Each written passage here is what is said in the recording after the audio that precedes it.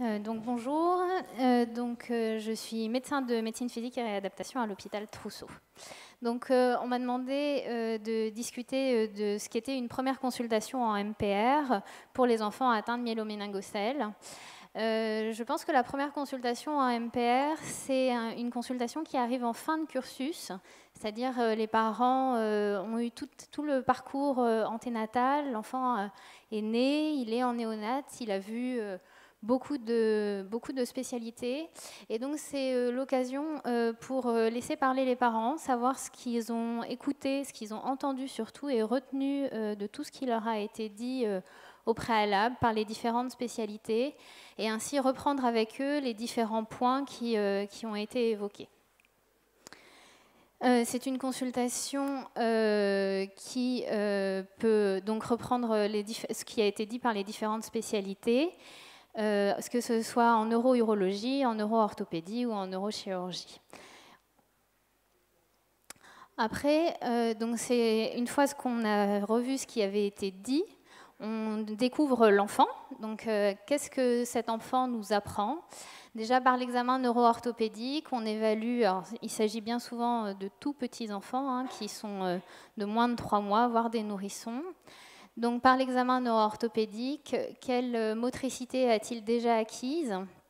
Donc, on le regarde, s'il est réveillé bien sûr, on le regarde quel mouvement spontané il a. Après, on essaye de stimuler ces mouvements avec les capacités de ce tout petit enfant.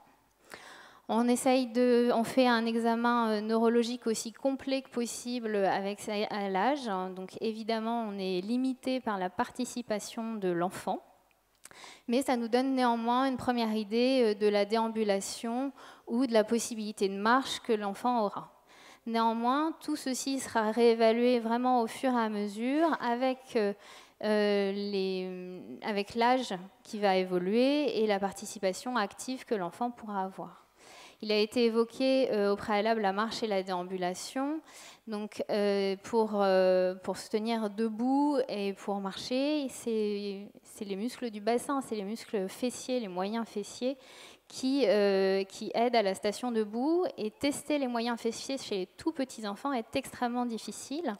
Il faut que l'enfant ait plusieurs mois, voire plus d'1 an, pour vraiment tester cette mobilité. Avant, il est difficile. Évidemment, on a des idées, mais il est difficile d'être franc ou en tout cas définitif sur le pronostic de déambulation et de marche. Ensuite, pour l'examen neuro-urologique et sphinctérien, donc je pense qu'il faut s'adapter à l'âge de l'enfant, donc identifier quel problème est confronté ce nourrisson ou ce tout petit bébé. Les principaux problèmes que peuvent avoir les tout petits enfants, c'est au niveau du transit, une constipation qui entraîne des douleurs, des désagréments, des difficultés de digestion. Alors qu'on sait que chez le nouveau-né, quel qu'il soit, atteint de myéloméningocèle ou pas, la digestion est quand même un élément fondamental de la vie des tout petits, donc il faut y faire attention. Et au niveau urinaire, donc identifier s'il y a la présence de globes urinaires ou d'infections urinaires. L'objectif de la prise en charge neuro-urologique est la préservation du haut appareil urinaire qu'il faut préserver fonctionnel tout au long de la vie.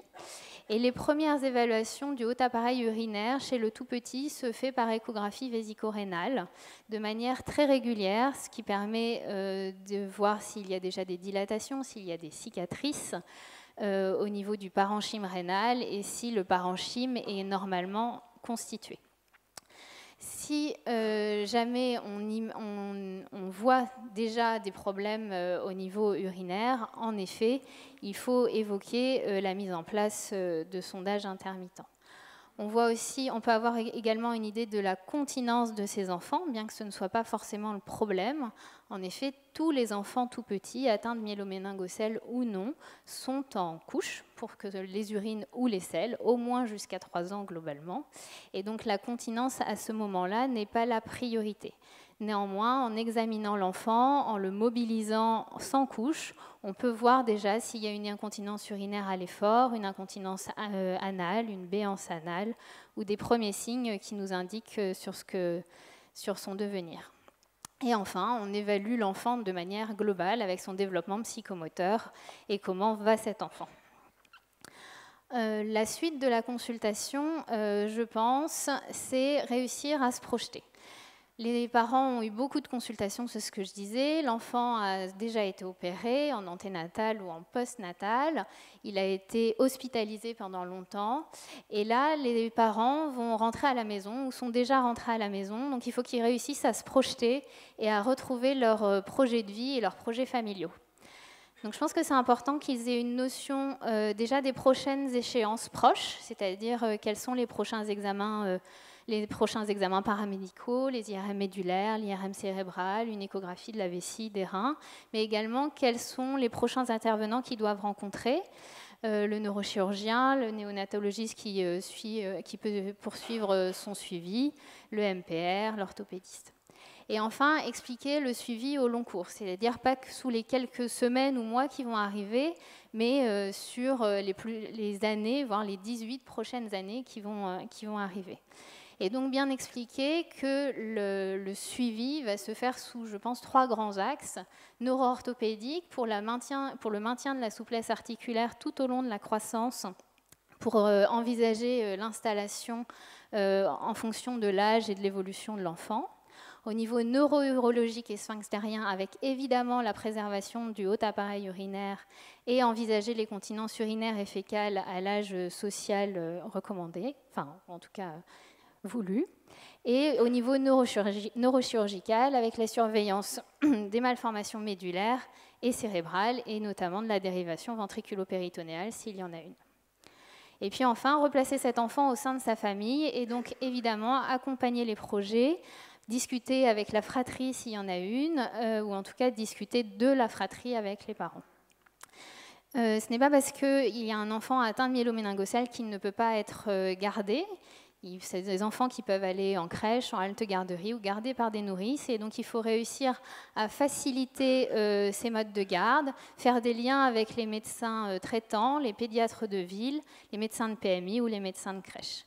Et puis, si les parents sont demandeurs, on peut évidemment discuter de la scolarité, des aides qui peuvent être mises en place ou des institutions spécialisées.